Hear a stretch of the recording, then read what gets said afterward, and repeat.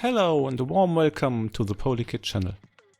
Recently, my kids came up with this memory game toy, which is based on the popular children's game Simon Says. The idea is to repeat all buttons according to a sequence that has been played before.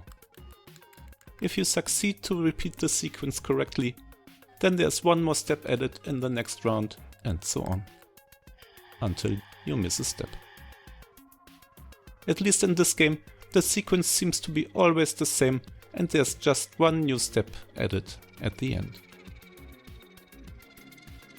I'm notoriously bad in remembering stuff, so I always fail after the 6th or 7th round. Also, after working with computers for too many years, I instantly thought, how far will this game actually go? Is there an ending? I mean, memory must be a limit in this thing, so the sequence must be limited as well, right? Let's build a machine to find out. First, I'm going to open it up and find out how it actually works. Okay, it's actually quite simple. The buttons are just pulled down to ground when pressed. This is something I can easily replace by adding an NPN transistor to every button and making it controllable via the digital output pins of the microcontroller.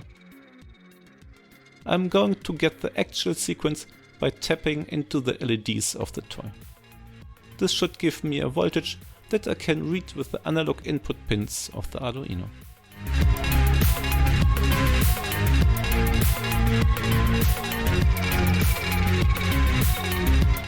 This is the complete hardware.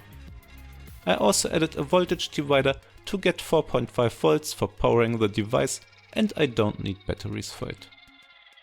There is a reset circuit to control the startup time of the game and to synchronize it with my program. I also added an OLED display to give some feedback of the rounds that have been already solved. Let's take a look at the software. In the setup routine, I'm initializing the display and setting the corresponding pins on the microcontroller to either input or output direction. After that, I'm powering it on and wait for some time until the game has started. The main routine is a simple state machine with two states. It's either waiting for a new sequence or pressing the buttons. All actions are printed on the serial output. Alright, let's run that thing and see how far we can go.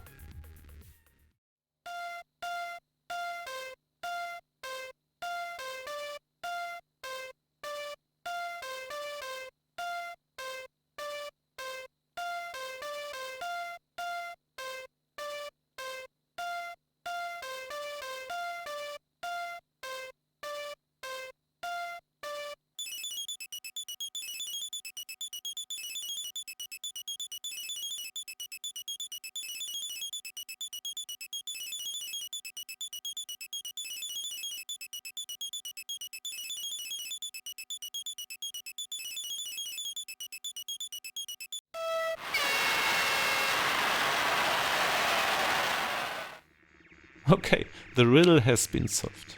It's 15 steps. Actually, I would have expected a bit more.